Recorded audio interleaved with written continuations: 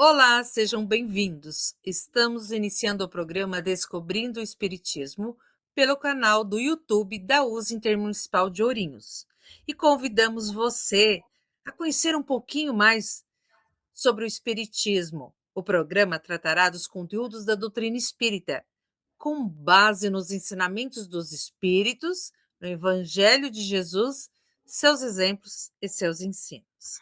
A USE Intermunicipal de Ourinhos, que é o órgão da União das Sociedades Espíritas do Estado de São Paulo, é o responsável pela condução deste programa. E eu, Luciane Strauss, apresento um pouquinho mais sobre o livro Obras Póstumas. Mas, para nos ajudar aí a esclarecer um pouquinho mais, eu convido Elisete Yoshida, que é uma colaboradora do movimento espírita em nossa região. Elisete, seja bem-vinda. Olá, Luciana. É sempre com gratidão que nós colaboramos no estudo da doutrina espírita, que é muito importante para todos. Hoje, Elisete, eu vou iniciar com a primeira, primeira dúvida, o primeiro questionamento aí, para eu conhecer um pouquinho mais sobre a doutrina. Quais os assuntos abordados na segunda parte do livro Obras Póstumas? Livro riquíssimo, né? Vamos observar.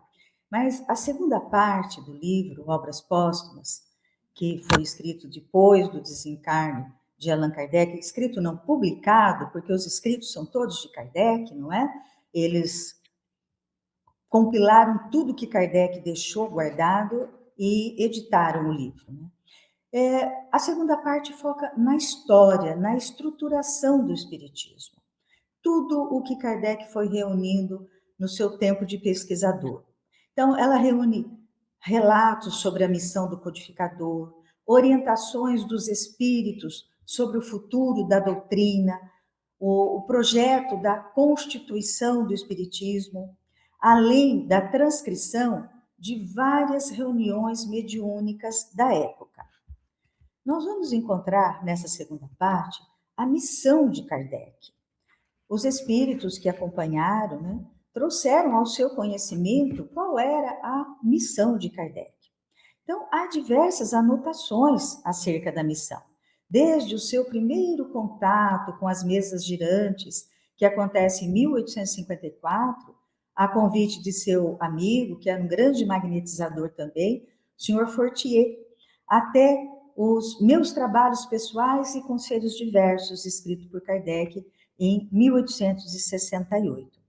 Então, tem toda uma gama de documentos deixados por Kardec. Podemos citar algumas comunicações que ele recebeu. Meu guia espiritual foi em 1856. Primeira revelação da minha missão, em 1856 também. Minha missão, que foi depois, em maio, foi progressiva. Os espíritos foram preparando Kardec, né? A tiara espiritual, já em 1857. Primeiro anúncio de uma nova encarnação, em janeiro de 1857. A fundação da Sociedade Espírita de Paris, que foi o primeiro centro espírita a ser fundado. E foi fundado por Allan Kardec. Né? Isso foi em 1º de abril de 1858.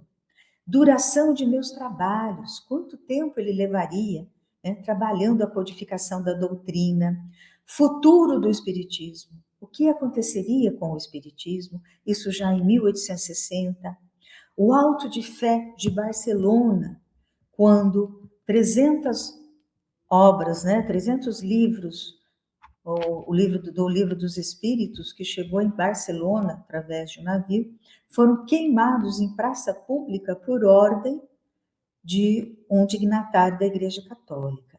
Então, ficou conhecido como Auto de Fé de Barcelona. Isso foi em 1861. Meu sucessor, a nova geração. Kardec vai falar sobre a geração vindoura, que vai preparar o mundo de regeneração.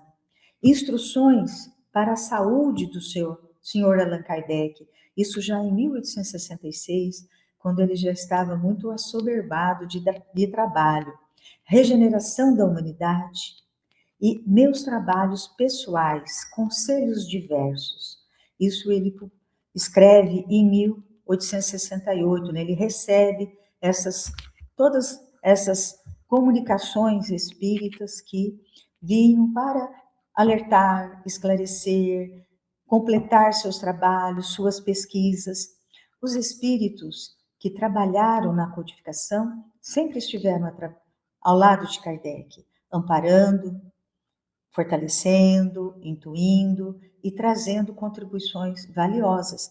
Por isso que nós falamos que a codificação da doutrina espírita, que é a obra de organizar, né, é de Kardec, mas a doutrina é dos espíritos. Eles é que têm a autoria da doutrina espírita. Kardec foi o codificador, sempre muito amparado por todo aquele núcleo espiritual que estava envolvido, encabeçado por Jesus. E, Elisete, tem uma frase muito clássica, queria que você explicasse um pouquinho sobre ela para nós. Fora da caridade não há salvação. Essa frase é a grande bandeira do Espiritismo. Não é fora da igreja não há salvação, fora da verdade não há salvação, mas fora da caridade não há salvação. Mas vamos usar as próprias palavras de Kardec para explicar. Ele diz assim: para mim, estes princípios não existem apenas em teoria, visto que os ponho em prática. Faço tanto bem quanto o permite a minha posição. Presto serviços quando posso. Os pobres nunca foram repelidos da minha porta ou tratados com dureza. Ao contrário, foram recebidos sempre, a qualquer hora, com a mesma benevolência. Jamais me queixei dos passos que hei dado para fazer um benefício. Pais de família têm saído da prisão, graças aos meus esforços. Certamente, não me cabe inventariar o bem que já pude fazer.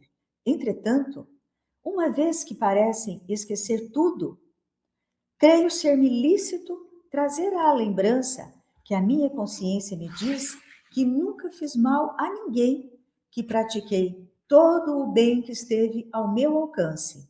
E isto, repito, sem me preocupar com a opinião de quem quer que seja. Então, é a grande bandeira do Espiritismo. Fora da caridade não há salvação. E os Espíritos nos dizem: faça o bem na medida das suas forças. Não interessa dar satisfação a ninguém, somente a você mesmo. Mas faça o bem. Só o bem é salvo-conduto para o retorno à pátria espiritual. E também eu queria um pouco que você nos ajudasse, o projeto de 1868. Sim, o projeto de 1858 foi quando Kardec estava com receio do que pudesse acontecer com o Espiritismo, o mesmo que aconteceu com os ensinamentos de Jesus. Os ensinamentos de Jesus foram grandemente deturpados, né? Adequados aos interesses materiais daqueles que se assenhorearam deles. Então, Kardec também tinha esse receio e falou: daqui para frente, quando eu não mais estiver aqui, pode gerar cismas, divisões, né? Interpretações equivocadas. Então, ele procurou organizá-lo de tal maneira que não pudesse deixar dúvida sobre a sua unidade. Ele dizia que o estabelecimento teórico da doutrina e os meios de propagá-la eram os dois elementos que concorriam substancialmente para o progresso do Espiritismo. Então, não era simplesmente se fazer proselitismo.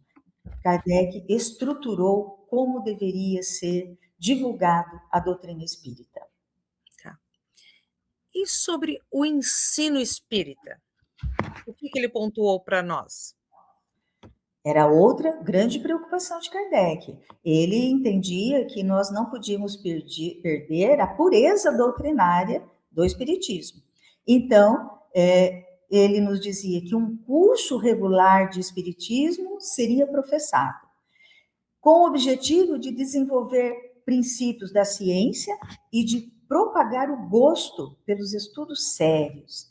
Esse curso teria a vantagem de fundar a unidade de princípios, de fazer adeptos esclarecidos, capazes de difundir as ideias espíritas e desenvolver um grande número de médiuns, né? Médiuns preparados. Eu olho esse curso, dizia ele, como podendo exercer uma influência capital sobre o futuro do espiritismo e sobre as suas consequências. E esse preparo, esse início que Kardec dá do curso regular de espiritismo se mantém até hoje nas casas espíritas, com os grupos de estudos, com os cursos de educação mediúnica, preparação para passistas e outros inúmeros cursos que nós temos dentro das casas espíritas, se iniciam com as instruções de Kardec. E o que você pode nos dizer sobre a constituição do Espiritismo? Essa parte que está lá no Céu e Inferno, Kardec vai analisar alguns tópicos, né? Como considerações preliminares sobre os cismas, o chefe do Espiritismo, comissão central, instituições acessórias e complementares da comissão central, amplitude de ação da comissão central, os estatutos constitutivos, do programa das crenças, vias e meios, e Allan Kardec, a nova Constituição. Na verdade, Kardec faz um preparo para a formação de novas casas espíritas, novas sociedades espíritas, e como elas deveriam se constituir. Quer dizer, ele mastigou tudo. Ele foi um grande codificador, realmente. Ele se preocupava com o espiritismo como um todo. Ele não deixou nenhuma ponta solta, ele não deixou nada sem que ele trabalhasse para nos deixar tudo mastigado. Você falou em pontas soltas, então vamos aí, mas a uma dúvida. E os princípios fundamentais da doutrina? Esses princípios, nós que somos os continuadores da doutrina, não podemos nos esquecer, jamais. Mas vamos citá-los. A ciência, disse Allan Kardec, está chamada a constituir a verdadeira gênese segundo as leis da natureza. Então, ele não renegou a ciência, ao contrário, ele deu as mãos, não é? As descobertas da ciência glorificam a Deus em lugar de rebaixá-lo. Não destroem senão o que os homens edificaram sobre as ideias falsas que se fizeram de Deus. O homem pensa que milagre dignifica Deus, mas não existe milagre. A ciência, aos poucos, desmistifica tudo. E Kardec nos disse que a ciência chegaria um momento que realmente esclareceria tudo. E nós estamos vivenciando isso, né? O Espiritismo, caminhando com o progresso, não será jamais ultrapassado, porque se novas descobertas lhe demonstrarem que estava no erro sobre um ponto, modificar-se-á sobre esse ponto. Se uma nova verdade se revela, ele a aceita. Esse ponto é primordial. O Espiritismo, até agora, não foi desmentido pela ciência em nenhum ponto, mas deixa claro que nós estamos de mãos dadas com a ciência, só falta a ciência também dar as mãos ao Espiritismo. Mas devemos caminhar junto, porque o Espiritismo é ciência. E como ciência, está sempre progredindo. Mas tudo que Kardec registrou na codificação, a ciência aos poucos vem comprovando. Mas se ela amanhã provar que o Espiritismo está equivocado, nós vamos ficar com a ciência, como nos recomendou Allan Kardec. E, perante tudo isso, a qual conclusão podemos chegar com essa obra maravilhosa deixada por Kardec e lançada após seu desencarne pela Sociedade Espírita de Paris? Realmente, nós temos que concluir que o espiritismo é um movimento de evolução progressivo. O espiritismo não está estagnado, não está parado, né? E ele está sempre focado entre a união da ciência, da moral. A filosofia serve para nortear a nossa vida de uma maneira espetacular, tornando-nos seres humanos melhores, não é? Então, essa obra atua como um guia de integridade para os adeptos, certificando sempre que o Espiritismo deve continuar sendo livre, fraterno, investigativo. Nós não podemos permitir nenhum tipo de preconceito dentro do Espiritismo, de dogmatização, jamais. Né? Nós temos que realmente professar um Espiritismo livre e progressivo, né? Sempre aberto a novas verdades, ancorado nos ensinamentos morais de Jesus. Isso é fundamental. Não podemos esquecer jamais os ensinamentos morais. Porque apesar de muitas vezes falar, o Espiritismo não é uma religião, mas é uma religião na medida em que transforma moralmente o indivíduo. E religião é isso, é transformar moralmente o indivíduo para melhor, religar com Deus. Religar com Deus através de quem? Através dos ensinamentos de Jesus. Então, fatalmente, nos tornaremos pessoas melhores moralmente. E o Espiritismo faz isso e faz com maestria, não é? Então, Allan Kardec deixa-nos um legado para a eternidade, porque o Espiritismo, apesar de ser jovem, né, pouco mais de 160 anos, mas ele é algo que vai ficar para o mundo de regeneração. Né? O Espiritismo ainda é combatido por muitas religiões, nós sabemos disso, mas não nos preocupamos, né? Porque vai chegar um momento que a humanidade vai se compenetrar das suas verdades e vai se render a essas verdades, porque é lei do progresso. Então, lá no Livro dos Espíritos, nós vamos encontrar a pergunta: o Espiritismo é a religião do futuro? Não, dizem os Espíritos, não é a religião do futuro, mas é o futuro das religiões. Como é que nós poderíamos colocar, né, a humanidade dentro dos centros espíritas que existem hoje? Não, mas o futuro vai nos mostrar que as religiões, mesmo aquelas mais dogmáticas, aos poucos vão abraçar as verdades incontestes do Espiritismo, porque a lei de Deus é lei de progresso.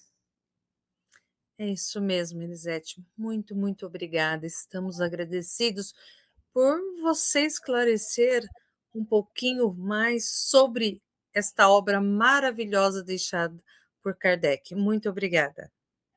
É sempre a minha gratidão. Muito, muito grata por estar aqui com vocês. Continuem trabalhando. Nós necessitamos de pessoas dispostas. E nós nos despedimos, esperando que as bênçãos do Senhor, cheias de luz, amor, adentre todos os lares de quem está nos assistindo, todos os corações, não apenas hoje, mas sempre. Que assim seja, graças a Deus. Que assim Foi seja. um privilégio estar em sua companhia. Até o próximo programa. E se você gostou, vá lá, curte, compartilhe.